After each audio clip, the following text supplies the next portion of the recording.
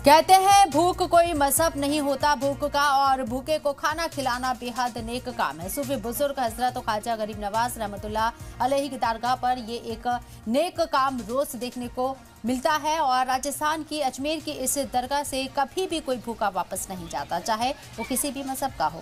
ख्वाजा गरीब नवाज को बतौर नजराना पेश की गई जमीन से उपजी गंदुम जौ से दरगाह में ज़ायरीन के लिए रोज यहाँ लंगर पकाया जाता है। ये लंगर दरगाह में दोनों वक्त बनाया जाता है, जो तमाम मज़ाहिब के लोगों को ध्यान में रखते हुए पूरी तरह से वेजिटेरियन होता है।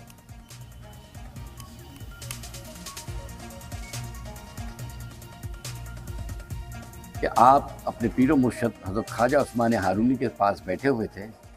हज़रत ख्वाजा उस्मान हारूनी को ये एहसास हुआ कि मेरा वक्त अब आखिरी है और चूँकि मेरे बाद में मैं अपना किसी को जानशीन गद्दी नशीन बिठाना चाहता हूँ, और मेरे मुरीदों में से जो मुरीद हैं, कोई 60 साल से है, कोई 40 साल से है, कोई 20 साल से 30 साल से है, लेकिन हज़रत ख्वाजा मोइनुद्दीन हसन चिश्ती छोटी उम्र में थे और सबसे आखिर में मुरीद हुए थे।